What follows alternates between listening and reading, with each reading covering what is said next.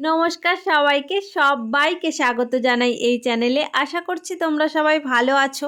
আজকে সকাল দিয়েই বৃষ্টি শুরু হয়েছে আর আজকেই আমাদের জন্মদিন বাড়িতে যাওয়ার কথা। সত্যি কথা বলতে এই বৃষ্টি হলে না কোথাও যেতেই ইচ্ছে করে না, কিন্তু যেতে তো হবেই। আমি সোনুকে একটু টিপ পরিয়ে দিচ্ছিলাম আর টিপটা পরাতে গিয়ে না একটু পাউডার আবার ওর চোখে পড়ে গিয়েছিল। ও আবার সেটা নিজেই মুছে নিচ্ছিল। আর আজকে অনেক সকালেও ঘুম থেকে উঠেছে, উঠে রেডি হয়ে আমাকে ডেকেছে, আমি তারপরেই উঠেছি। আর উঠে দেখি আমার মা আর সোনু দুজনেই রেডি।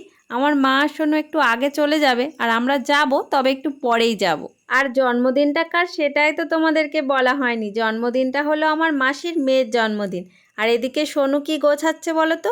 লজেন্স ওর বাবাকেও আনতে বলেছিল, ওখানে গিয়ে সবাইকে দেবে বলে। তা ওর বাবা তো এনে দিয়েছে, ও সেগুলো ব্যাগে নিয়ে নিল। আর এদিকেও রেনকোট পরবে না।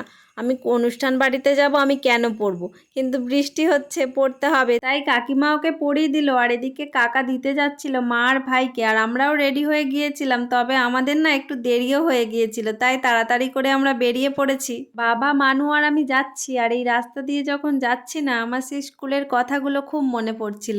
তার কারণ হলো, একটা সময় ছিল প্রতিদিন এই রাস্তা দিয়ে সবাই একসাথে স্কুলে যেতাম, কিন্তু এখন এই রাস্তাতেই আর আসা হয় না। ক্লাস 5 দিয়ে আর 12 পর্যন্ত প্রতিদিন এখান দিয়ে স্কুলে যেতাম, তখন খুব মজা হতো। কিন্তু এখন আর সেই দিনগুলোকে ফিরেই পাওয়া যাবে না, এটা ভেবে যেন আরো বেশি কষ্ট হচ্ছে, কিন্তু কিছু করারও নেই। আর এখন স্কুল, কলেজ, ইউনিভার্সিটি সমস্ত কিছুই ছেড়ে বসে আছি।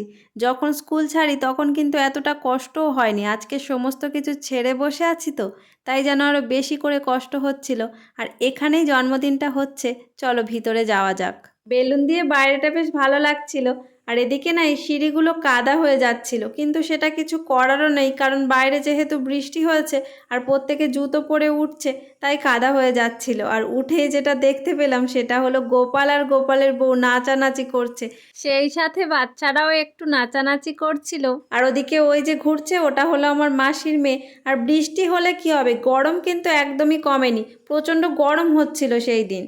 তারপর আমিও দাঁড়িয়ে দাঁড়িয়ে একটু দেখছিলাম এদের নাচ, বেশ ভালো লাগছিল। আর সত্যি কথা বলতে এদের যে কতটা কষ্ট হয় এরাই জানে, তার কারণ পুরো শরীরটা এরা ঢাকা দিয়ে আছে আর ভারী ভারী কি পড়ে আছে জানি না। আর এরাও একটু অভিনয় করছিল, বেশ ভালো লাগছিল। যে আইসক্রিম খাইয়ে দিচ্ছে এটা হলো আমার মেজো মাসি, আর এটা বড় মামা। আর ওদিকে ছিল বড় মামার বড় মেয়ে, আর এটা বড় মামি।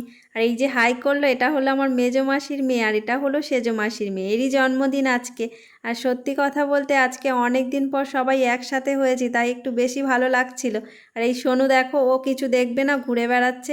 তারপরেই শুরু হয়ে গিয়েছিল কেক কাটার তোড়জোড়। আর একটু সবাই অপেক্ষা করছিল, তার কারণ গোপাল ভাঁড়ের বউ আসেনি বলে অবশেষে এসে পড়েছে। আর কেক কাটাও হয়ে গিয়েছে, আমি আর আমার মামার মেয়ে বসে বসে কেক খাচ্ছিলাম।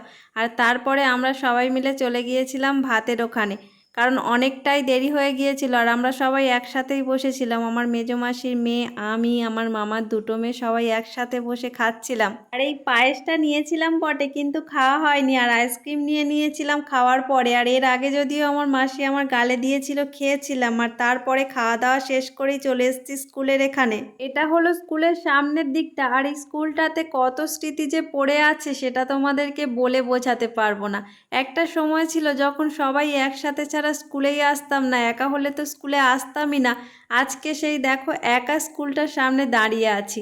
সময় আমাদেরকে কত কিছুই শিখিয়ে যায়, আর সময়ের সাথে সাথে যে সব কিছুরই বদল ঘটে, আজকে যেন এই কথাটা বেশি করে মনে পড়ছিল। এখান দিয়ে হাঁটতে হাঁটতে আমরা অনেকটাই দূরে চলে এসেছিলাম। এখানে জামাইবাবু কিনে দিল থামস আপ, সেটাকে আমরা খাচ্ছিলাম। আর এদিকে প্রিয়াও খাচ্ছে, আমি ভিডিও করলাম। এই যে এটা হলো প্রিয়ার ছেলে, আর এদিকে এটা হলো দিদির ছেলে। আর আমার আজকের ভিডিওটা আমি এখানেই শেষ করছি। ভালো লাগলে একটা লাইক করে দিও, তোমরা সবাই আমার পাশে থেকো।